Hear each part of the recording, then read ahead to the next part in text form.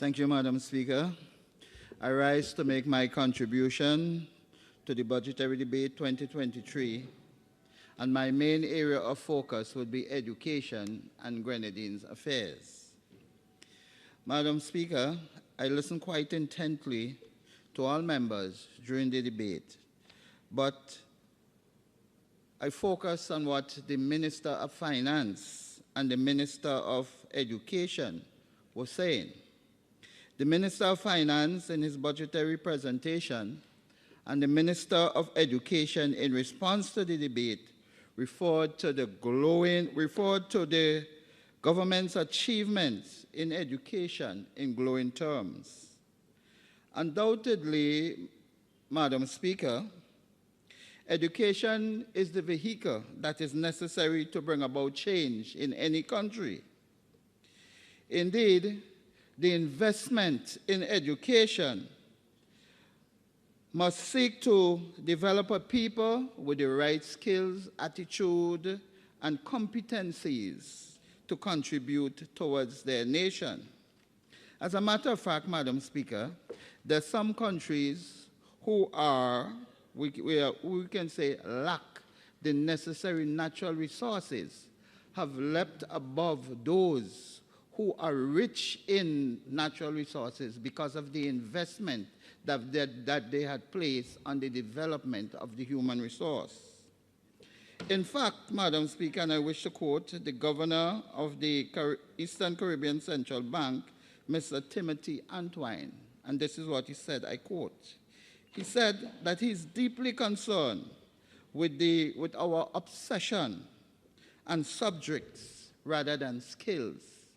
He went on to state that he finds it difficult to accept that we can go on and on bragging about who get the most subjects in our schools, not worrying about how they connect with the labor market and what these students are going to do, bright as they are, even when they finish school.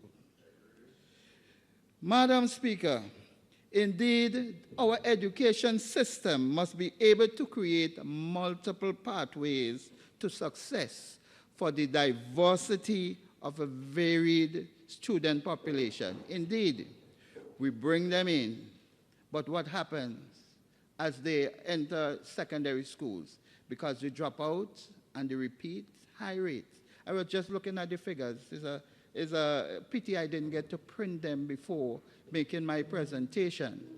But when you look at it, Madam Speaker, you can see even for St. Vincent and the Grenadines, for secondary schools, it is much higher than the other OECS countries. But what is also telling is that the repeaters rate and the dropout rate for males is much higher than that of the female counterparts in St. Vincent and the Grenadines, Madam Speaker. So, even though we boast about the achievements in education, Madam Speaker, I am concerned about the percentage of our students who are leaving secondary schools without certification or with less than 5 subjects. I am also concerned of the high percentage of repeaters and dropouts throughout our education system, but we boast of our achievements in education, Madam Speaker. I'm also concerned of our male underperformance, because when you look at the statistics in comparison with the females, we can see that our males, especially in dropouts, they are significantly higher than that of females. There's also a problem, Madam Speaker, which I'm concerned about, because we know in St. Vincent and the Grenadines, the compulsory school age is from 5 to 16 years. But there is a phenomenon, there's something that seems to be happening. Because when our students attain the age of 17 years and they are underperforming, they are asked to exit the system. What happened to them then, Madam Speaker? And that is a problem. For me, all students must be given the opportunity to finish their secondary education, all. And undoubtedly, any secondary school education is considered to be the hallmark of an education system.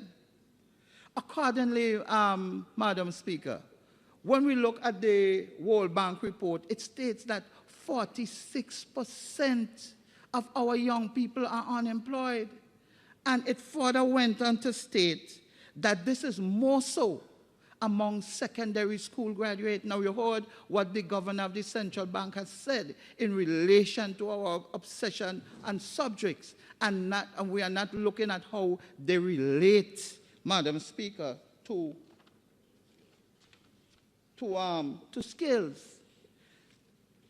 There must be a re-engineering of our education system with the use of technology to create the transformative environment that is needed. And based on that, curriculum reform becomes important, because we cannot afford, Madam Speaker, to be taking our students into school.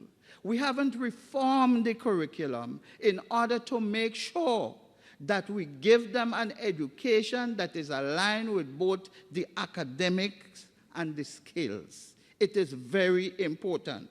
As a matter of fact, it is critical that we develop a skills agenda, having each child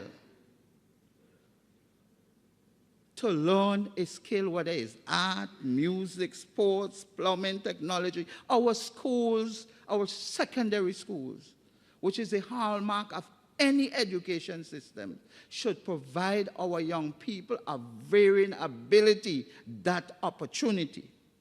And that is why, you know, the CARICOM made it possible that our students at the secondary level should be able to do their academics and also attain a skill at level 1 or 2 at that, you know, at the secondary skill level.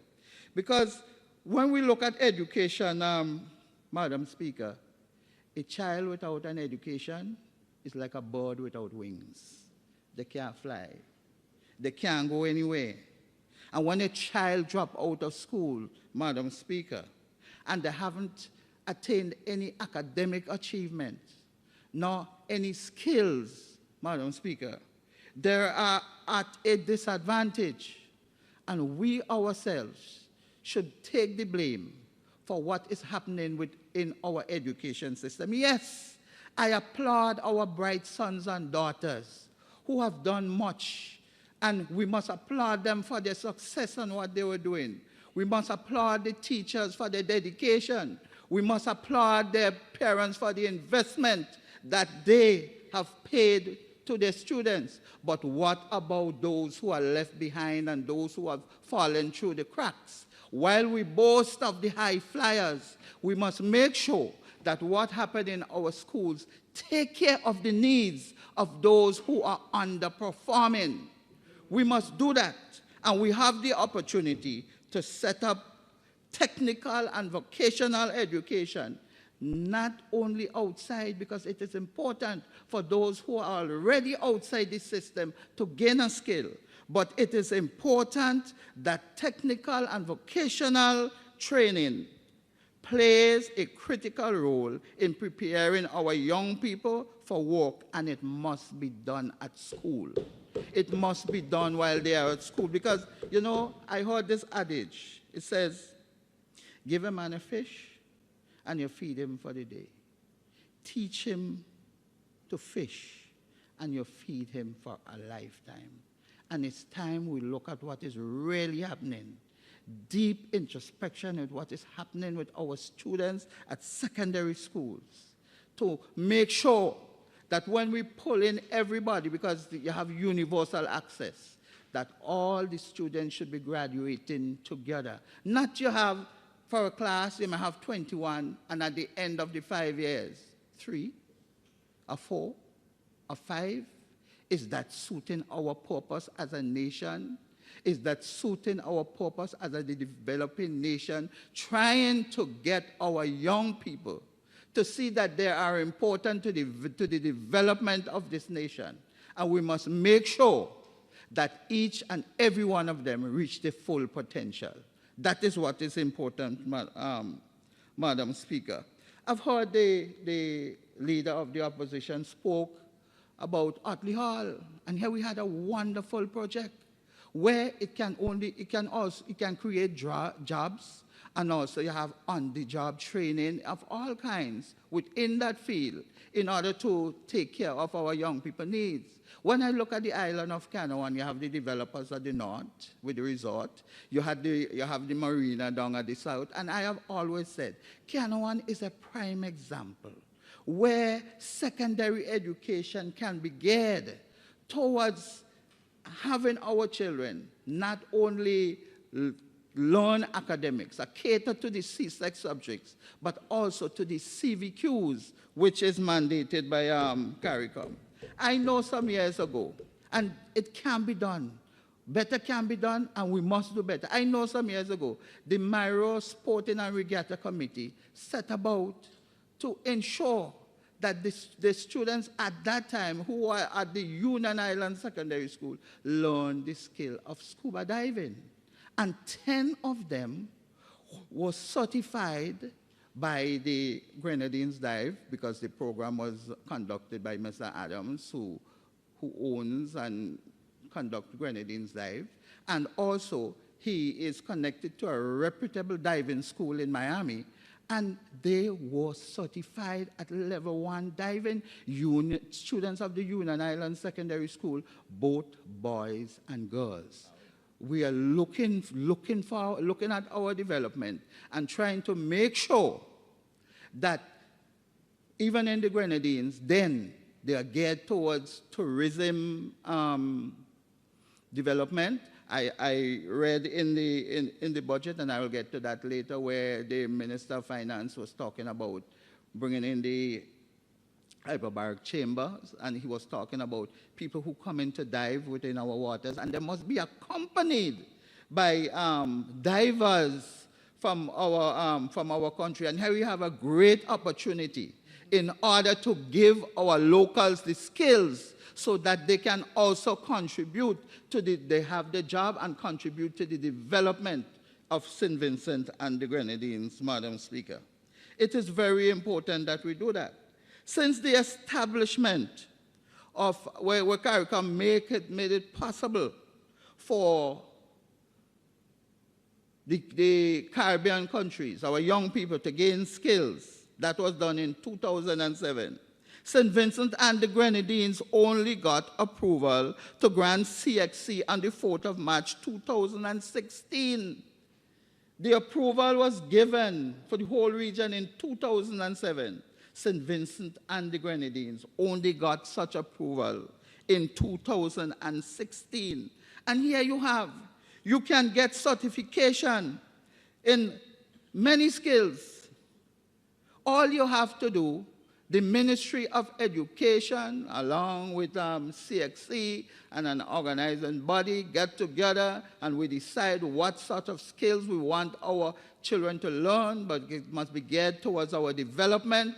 And you set it up, set the platform where the schools have what is needed to set up the program. So we have the Ministry of Education sent personnel to Grenada who is doing it over a couple of years ago. But they went, they looked, they came back. What have we been doing within our secondary schools? In this day and age, why must a young man, a woman, why must our children be leaving schools, dropping out, or asked to leave because they think they are not performing when the curriculum is not geared towards what they need?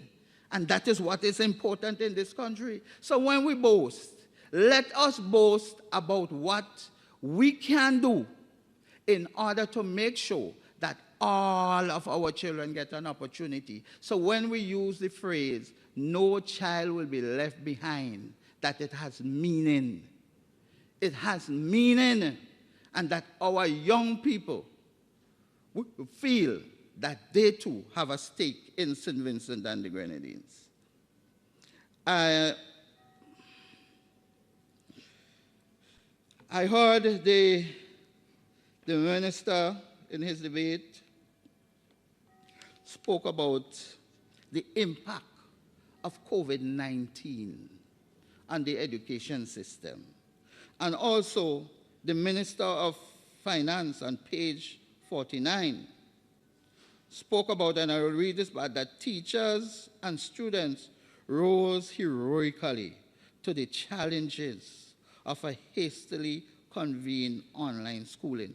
Madam Speaker, years before that, we in this House, we were asking the government of the training of our teachers. And we asked questions specifically, are teachers trained to use the technology in the teaching and learning process? We were told yes.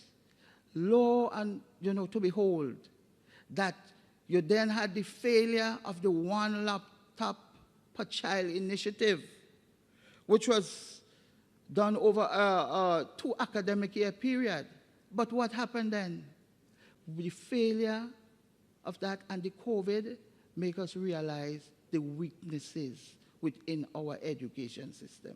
Because we were then told that the teachers were not really trained in using the technology to teach, but they were taught in the use of the computers.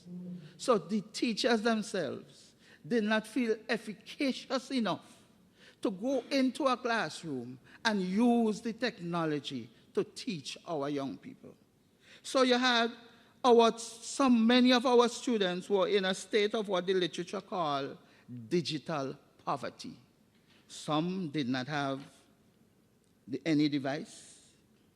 Many of our schools lacked internet connectivity, reliable internet connectivity. As a matter of fact, some schools did not even have, some homes did not even have current. And within this House, we had asked the questions on where the ministry and the other relevant ministries were trying to see how best they can help and assist homes in getting that electricity. So even the device, when a child gets a device, that they will be able to use it effectively. The online platforms, Madam Speaker, it was in many schools who took the initiative and the teachers and run to set up all different kind of platforms. In the end, the ministry tried to regulate it and for them to come to one common platform to be used. So when we talk about achievement in education, if we had gone about and set it up in the right way, we wouldn't have lacked. We wouldn't have been at the stage where we were fighting to get things together, but rather our children, even though we may not have been at 100% and 90% high level, but most of our students would have been in a situation where they could have reliably connect to the internet and connect with teachers. Because during that time, it's also affected those who are going for exams. Madam Speaker, when we come to exams and what is happening now within our system, firstly, I must applaud the Canaan Secondary School. It's a success story which we must highlight and which we must appreciate. That school will be celebrating 4 years of existence this year. But already they are making strides. They participated in the secondary school football competition, but even though they didn't win, for people who were playing for the first time and they're not accustomed to playing in big fields, but they did us proud. I was there watching a game between them and the Thomas Sanders, and it's only time saved the Thomas Sanders Secondary School. Because, they came from behind, it ended 3-2. And for a school of that nature and just come in and stream, you wouldn't believe that. But I believe the hallmark of the year, Madam Speaker, is that they participated in the NTRC competition. And something remarkably happened. They created an app where students from the Grenadines can borrow books from the library in Kingston. And what happened because of that? They won the competition. A school which is just in existence for 4 years, doing remarkably well. You wouldn't think that Canawan School, which just come into existence, would be able to do that. But what is of concern and importance to me, Madam Speaker, is the fact that you have students who are now preparing for exams, both at the Canawan Secondary and the Union Island Secondary School. But yet, during the first term of the school year, these schools lack the opportunity of teachers interacting with students at the higher level from 4 and 5 in order to get SBA completed and trying hard as much as possible to finish the syllabus in mathematics and English. I heard the Minister of Education boasting about the number of intake of teachers they had for the year. What happened to the Union Island Secondary School and the Canawan Secondary Schools? Why did they have to go during the first time without teachers in these areas? And these are students who are preparing for external exams. But we are boasting of our achievements. But when you bring up situations like these, it's another story. Madam Speaker, the Mary Hutchinson Primary School, the Minister of Education, in responding to a question I posed about the school on the 17th of October, promised that the school would be completed in December, and by January, the staff and students would be in that school. January 2023. The leader of the opposition asked me which January. Is a very good question because, Madam Speaker, I am hopeful that by the beginning of the third term, that the students and staff will be able to use that school, because right now, nothing is happening for this term because the school is nowhere near completed to be used for the second term of this school year. And what is of importance also is that this temporary building is built on the same site where the permanent structure should be built. So what happens when you're ready to build this permanent structure? What are you going to do? What is going to happen when you're ready to build the permanent structure for the school? It is very important that in planning, we just don't rush to put something there. Yeah, we need to perform as quickly as possible. But many people on the island, they're asking, okay, you build the school right here, and the same compound, the same site of the permanent structure. When you're ready to build it, where is it going to be built, or what are you going to do, Madam Speaker? I now move to National Road Rehabilitation because I have to move quickly, 45 minutes, and I have to go further. The Minister of Finance said, this budget is a budget about roads. Let's talk about roads. And because this is a year of roads, I must talk about roads in my constituency. Millions of dollars to be allocated for roads and bridges. So I'm going to use his term, I hope metaphorically, I hope that the roads in the southern Grenadines will be paved with real asphalt and concrete. He said, we're not putting back anything. It's no time to wait. We're moving ahead. It's a revolution. So I'm hoping that in keeping with what was promised before, we name our 6 worst roads. We were promised that about 2 or 3 years ago. I am hoping that the promise will come true this year. Yeah, you know, because the longer we wait, there are other roads getting, you know, in deplorable condition. Like Reverend Jesse Jackson, I'm keeping hope alive so that the roads will be fixed. I keep on hearing that word during the budget, hope, hope, hope, hope, hope.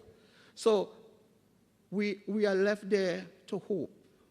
And I am hoping that the hope turn into reality, where we see things really happening.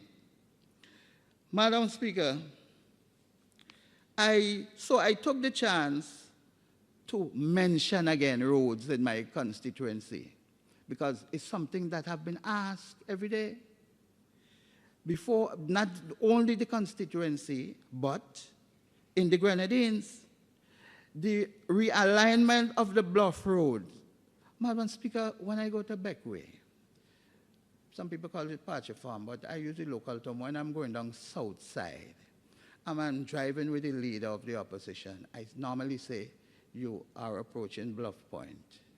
I know you're supposed to drive on this side of the road, but please, go over to the other side. Because I don't want to have any incident happen. And when you look at the whole of the Paget Farm Road, you ask yourself, what is happening? The road it's not straight, it lists like that. And it is as if anything can happen at any time. And I have heard his pleading, his calling, his begging, his asking. And I'm really hoping that hope will come true and the roads will be fixed. Thank you.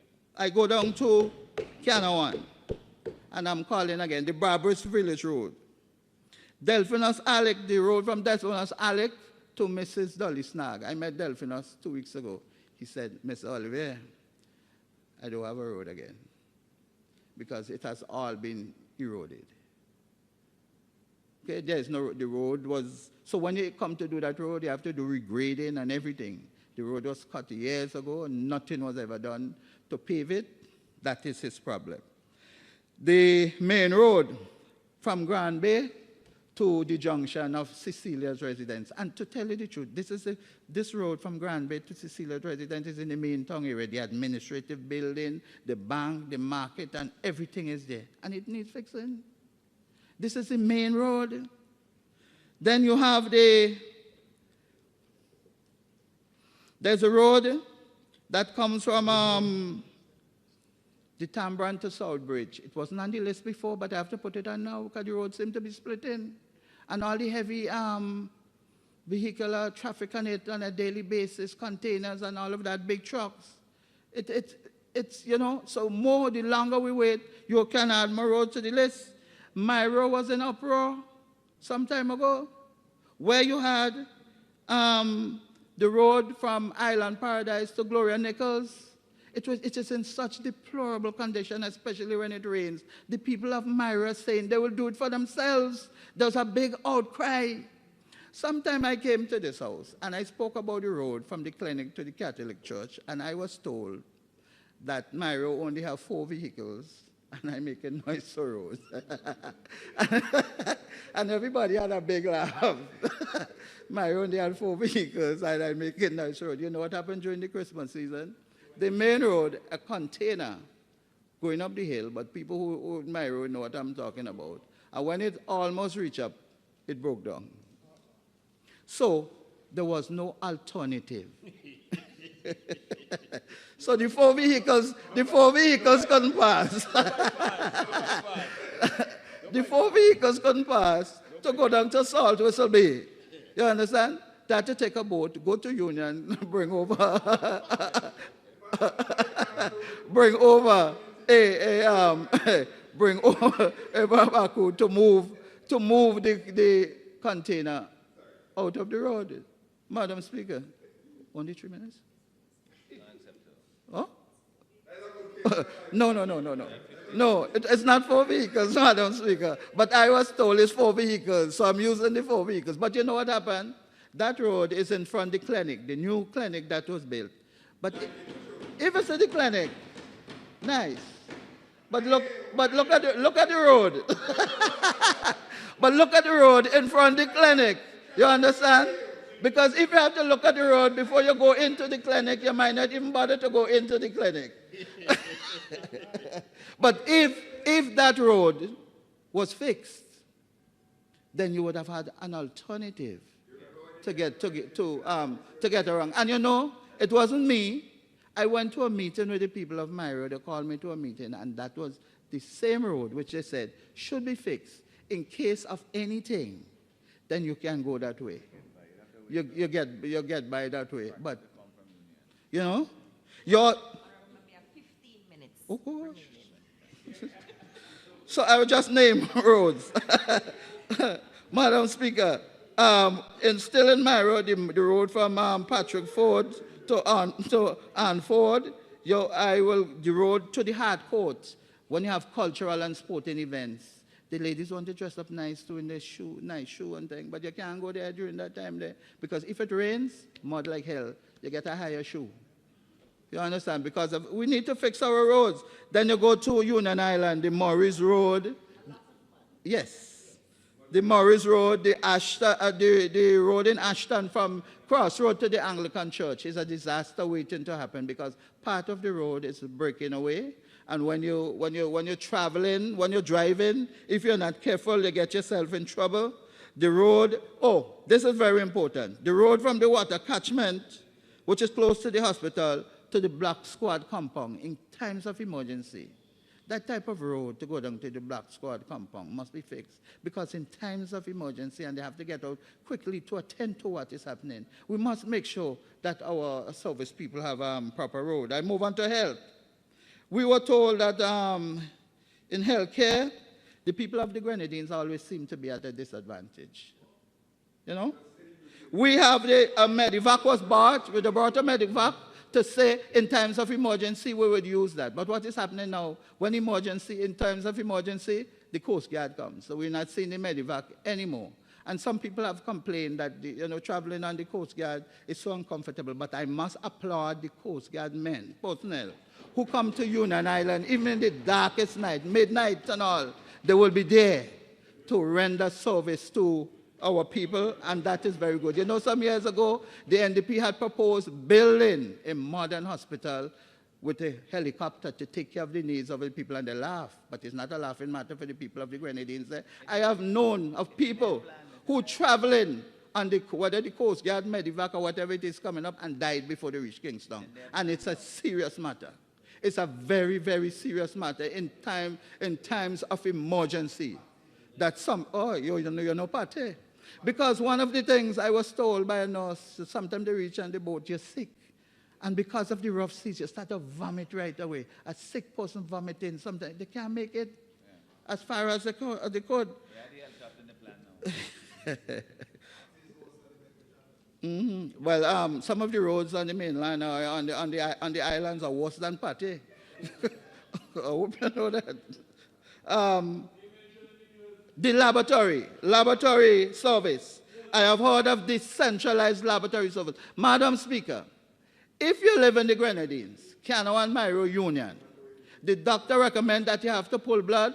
You have to go early, and I mentioned this in Parliament already. You have to go early morning for the doctor to pull the blood, or nurse or whoever, for them to catch the boat that is leaving in the morning. So before 7 o'clock, you have to be there. And if they come up here and they forget this little ice box that they put it down in, you have to start the process all over again. It's not good enough. I mentioned that here already. I see they have about laboratory to be decentralized, but but nothing is done as yet. Yeah, it ain't reached yet. Hope the people are trained and all that. I'm just telling you the problems that the people in the islands go through just to get basic health care. I mean, it is hard. The hyperbaric oxygen chamber, wonderful idea. Good. Because I have seen, Madam Speaker, and I have come in contact, especially this year, the people who got, this year, about 4 to 5 persons. I know who got the bends or a bubble. You understand? And they have to travel to Grenada, and sometimes in order to make all the arrangement to go down to Grenada and everything, by the time you do get into the chamber, it's all gone. You understand? From Beckway right down to Union Island. So we need this, because you know what is happening now? In terms of the Kongs and depletion. And some of our young men, that's their livelihood. And they have to go further and further out to dive. You know what happened last Friday? Was it Friday? It was a Thursday. They went out to Wall's End Reef, and they were there diving. The little pirogue turnover. One had to swim from Wall's End Reef into Tobago Keys, trying to get assistance. I heard the two who were out there, you know, swimming around waiting for the assistance. One almost gave up because he said he can't make it anymore. These are the kind of circumstances that we are faced in order to earn a living. Is very hard, Madam Speaker. Land acquisition in Union Island is a sore point for the people on the island in the way that it was done. Okay? No, I'm telling you the complaint. In the way that it was done. People feel, the families felt that they weren't notified, they won't consult. Nothing happened. One family member said to me, he only saw it when it was in the Gazette. As a matter of fact, somebody called him to tell him, this is here. You know, it's very hard that your foreparents would have worked so hard in order to gain these lands, beachfront property. And we talk about the education revolution. I'm going to link it to show you. You send your bright sons and daughters to study, and that they will come back with the ideas to develop the land, only for you to realize you don't have it anymore. It is taken away. That part is hard. So we can own beachfront property to develop too. No, that is right. That is how they feel. That is how. Why am I telling you what they said to me? All right. That is how they feel. Madam Speaker, port development. No. Not everybody agree. Not everybody agree. People have other plans to develop their land. No. So you tell me what's the name? She was once a member of this house, her husband land, Honorable Mary Hutchinson. Part of the land is theirs. Yeah, Whitfield Hutchinson, her husband. You mean to tell me they don't have title, proper thing to the land, and they were planning to develop? Come on, man. Port development. I wish to say thank you for the landing platform at the Canawan Wharf. Remember I complained of the yachties can't get ashore, everything, this and that. Madam Speaker, when I took one of the mail boats, the ferry boats going down, somebody called me, they said, Mr. Olivierre, come. You see over there? They put the landing strip so that the yachties can get ashore. They can go to the local business and buy their supplies and whatever. I heard it was done, hopefully, I heard it was done by the government. So if you do it, thank you. But here, that's just Madam Speaker. It's the same wharf that was condemned and need to be fixed.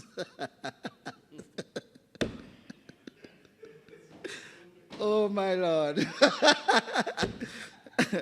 That's how it is in St. Vincent and the Grenadines. What is really happening here? Madam Speaker, and I'm serious. Since 2001, I have been making plea for this wharf to be fixed. Why you just not hearing the cries of the people? I remember a couple of years ago, there was what you call ground seas. Because the surgeon in the harbor, the temporary wharf, that and all was severely damaged. I think Dr. Friday came down, he saw all the what was happening, so you couldn't go by the one which you condemned, because both captains said to me, they told them not to go there, because if you go there and anything happens, they're not responsible. At one point in time, that big stone from the time you entered the wharf to almost at the end of the same wharf, you couldn't go on, you couldn't drive on, you couldn't do anything. Okay?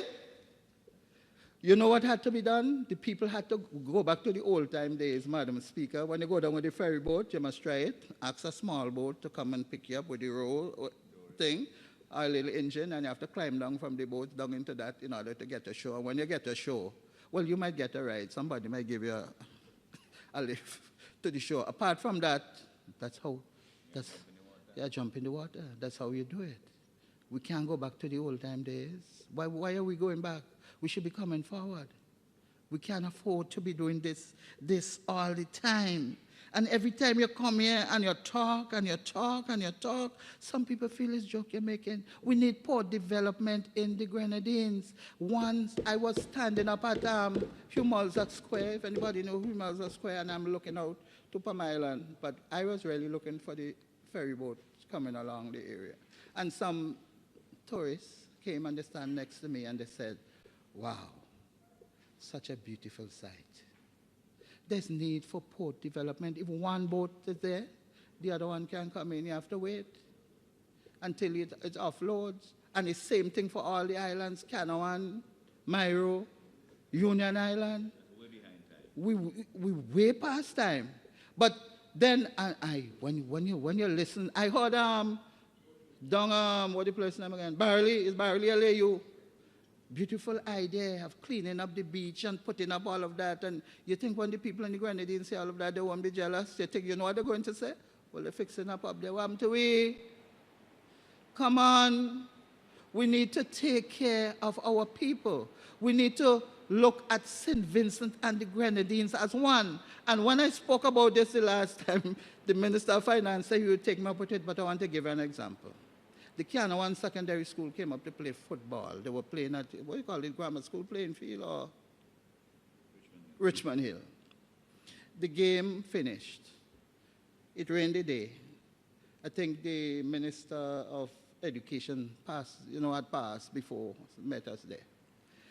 One of the youth, I went and congratulated him. I said, boys, if you had another 5 minutes, we win the game. So he sat there and inadvertently, he started to knock out his shoe, right? I turned my back and left him.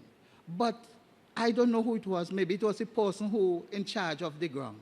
And you wouldn't like to hear the language that man used on that child. You wouldn't like to hear it. And I am not just a short distance away. So the teacher intervened and said, what he did is wrong. And I don't mind you talking to him, but it's what you are saying to him was yet for the teacher. He went deeper into the kind of expletives that were used. So I had to say to them, all get up. The bus reached, go to your bus. And then while they were leaving, there were some ladies there.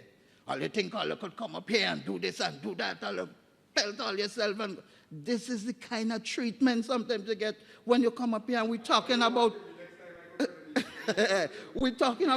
one St. Vincent and the Grenadines. But this is what you did to children. This is what you did to children. How you expect them to feel when you do that to them? That's not a joking matter. No, it's not a joking matter. And you know the other thing, we're talking about one Grenadines are complaining here now because I told them I was going to the ministry. The children had to leave with the boat 7 o'clock in the morning. So I had to wake up before 7 o'clock. When they reach up here, you have the place. So the bus took them up, carried them to the playing field, bags, everything there, give them a little snack, put them on the field to play one time. Is that right? That's not right. And it's time we change our attitude towards Grenadines people. When you come down there, you get the best treatment ever. Why when we come up here, you treat us like that? It is time we change our attitude and make us realize that is one country, St. Vincent and the Grenadines. No, but what do you mean to make a song out? This is what you did to children. And I was there complaining, and one of the officials from the Ministry of Education or Sports or whatever, he came to me and he said, you are correct. And you should go to the ministry and lodge your complaint. Honorable Member, you have about 1 minute remaining. Madam Speaker, I'd like to thank you for your generosity of the one amendment. But but you see, it's who feels it knows it. Who feels it knows it. Who feels it knows it. We're not talking about track now. And you're talking about track. Some of the principals of the primary schools down there, they have to keep insisting You can't want to bring us up the same day and want us to go and run the same, because some of the children, they vomit and everything too coming up. They're human beings like everybody. You vomit going down, we vomit coming up. So you need to treat us better. You need to treat especially the children better than that. You need to treat them better than that. Come on. Nobody ever said bring them up 5 days, but at least if you bring them up the day before, they could be able to rest for the next day. They could be able to rest for the next day. Come on, man. Honorable members. Come on. Come on. Listen. Madam Speaker. Madam Speaker. Don't worry. Madam Speaker. Order. What, Order. Yes, please continue. What I am saying here, you can ask. Honorable members. Honorable members. I wish to hear the honorable member in silence. He has just a few seconds, really. Madam Speaker, you could ask anybody in the Grenadines, especially the schools. You know what has been happening? One of the schools have took it upon themselves to raise the funds and everything to come up before, so that the children will be well rested and ready. Take them to the field, let them get a feel of it and everything. I don't have to come here and lie about anything. It's what has been happening. And you think if you take a team from mainland St. Vincent and say, okay, you have to go in Canada to play a Union Island, you think they're going anywhere? No. They're not going. They're not going. I mustn't stop that. Look, even the advertisement from the Tourist Bureau in Union Island. You know what it said? And the advertisement was done by somebody from St. Vincent, the advert, whatever it is. And this is what he's saying. I wish I'd walk with it to play.